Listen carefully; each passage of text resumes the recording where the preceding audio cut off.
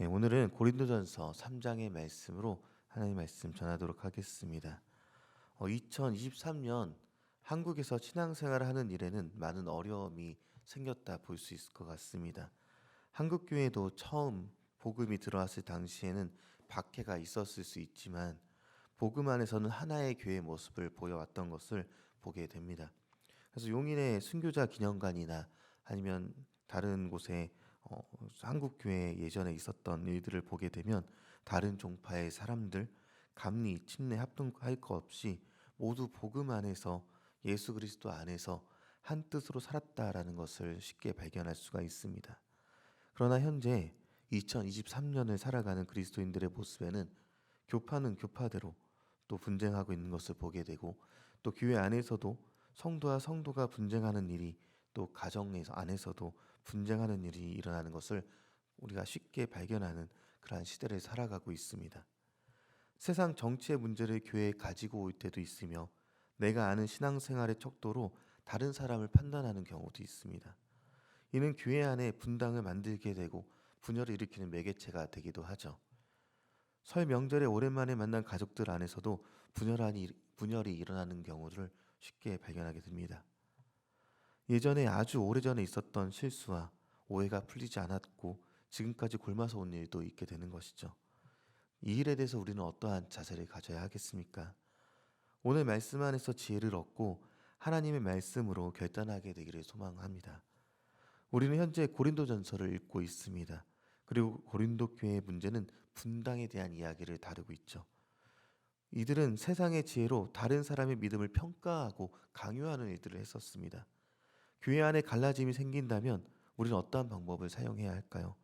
이에 대해 고린도전서 1장 중반부에 그리고 2장에서 하나님의 지혜인 십자가를 해법이다라고 제시를 해줬습니다.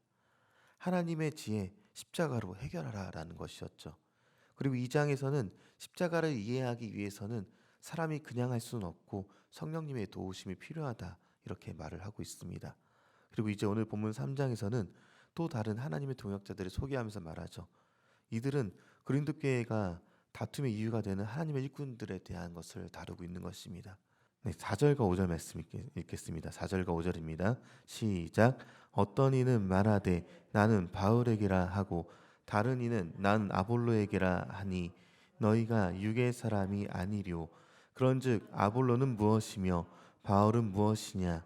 그들은 주께서 각각 주신 대로 너희로 하여금 믿게 한 사역자들이니라. 아멘. 이 말을 잘 생각해 보면요, 아볼로든 게바, 그러니까 베드로든 아무도 아니다, 이렇게 말을 하고 있는 것입니다. 한마디로 말하면 아볼로나 게바나 바울은 하나님의 일꾼에 불과할 뿐이지 언제든지 바뀔 수 있는 대체 가능한 존재라고 이렇게까지 말하고 있는 것이죠. 천주교에서는요, 이들이 성인으로까지 추앙을 받고 있지만 오늘 본문에서는 그 일을 삼가라까지 이야기하는 것입니다. 이들은 아무도 아니라는 것이죠. 바울은 먼저 고린도 교회 성도들을 책망했습니다. 책망의 근거는 그들이 육신에 속해 있기 때문이다라고 3절에 말을 하고 있고, 육신에 속해 있다는 근거는 분쟁과 시기가 있기 때문이다라고 말을 합니다. 그것은 육신에 속해서 사람을 따르는 행위 자체가 사람이 너무나도 육신에 속해 있고 하나님의 것을 따르지 못한다라고 말하는 것이죠. 1장에서 말한 대로 자신이 좋아하는 사도를 추종하고 다른 사람에게 그것을 강요하기까지 됐습니다. 바울은 이것을 육신에 속한 것이라고 못 박아 얘기했습니다. 그리고 다른 사도뿐만 아니라 이 말을 전하는 바울 스스로에 대해서도 언급합니다. 10절과 11절 말씀도 같이 한번 읽어보겠습니다. 10절과 11절 함께 읽겠습니다. 시작. 내게 주신 하나님의 은혜를 따라 내가 지혜로운 건축자 같이 터를 닦아 두매 다른 이가 그 위에 세우나 그러나 각각 어떻게 그 위에 세울까를 조심할지니라. 이 닦아둔 것 외에 능히 다른 터를 닦아둘 자가 없으니 이 터는 곧 예수 그리스도라. 아멘.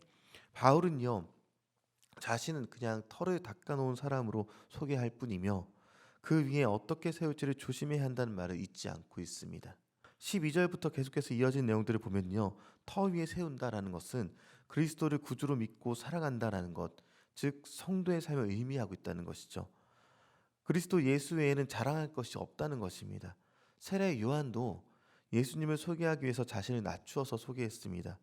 그리고 예수님은 이 세례 요한에 대해서 설명하실 때 마태복음 11장의 내용을 참고해서 보면 여자가 낳은 자 중에 세례 요한보다 큰 이가 일어남이 없도다까지 말씀하시면서 엄청나게 위대한 사람이 세례 요한임을 말씀해 주십니다. 그런데 예수님의 표현으로 여자가 낳은 사람 중에 가장 큰 자 세례 요한 이 사람은요, 스스로 자신을 소개할 때 또 예수님을 소개하면서 나보다 능력 많으신 이가 내 뒤에 오실 것이고 나는 굽혀 그의 신들매를 풀기도 감당하지 못하겠노라라는 그러한 자세를 갖고 있습니다. 신들매는 신발끈이고요. 유대 사회에서는 주인이나 손님이 집에 들어가면 그 집 하인이 신발끈을 풀어 신발을 벗긴 후 먼지 묻은 발을 씻어주는 풍습이 있었습니다. 세례 요한은 이러한 종의 모습을 빗대어서 예수님의 신발끈을 풀기에도 부족한 사람이다라고 스스로를 소개했던 것이죠. 우리가 가정에서, 교회에서 분열이 일어나는 일을 목격하게 된다면요, 오늘 본문의 말씀을 기억하시기 바랍니다. 기본적 원리는 한 가지입니다. 내가 낮아지면 주님이 높아지시고, 나를 낮추고 예수님의 보혈로 다른 사람을 덮으면 허다한 죄를 사랑으로 덮을 수 있다는 것입니다. 예수님만 높이면 사람의 모습은 들어가게 되고 오직 주님만 나타나게 되며, 주님이 다스리시는 이 장소는요, 사랑과 평안만이 넘쳐나게 될 것이라는 것이죠. 주님이 다스리면 우리 가정은 분열에서 사라지게 될 것입니다. 주님이 다스리면요, 우리 교회 안에 나타날지도 모를 이 분열의 모습은 사라져 버리게 될 것입니다.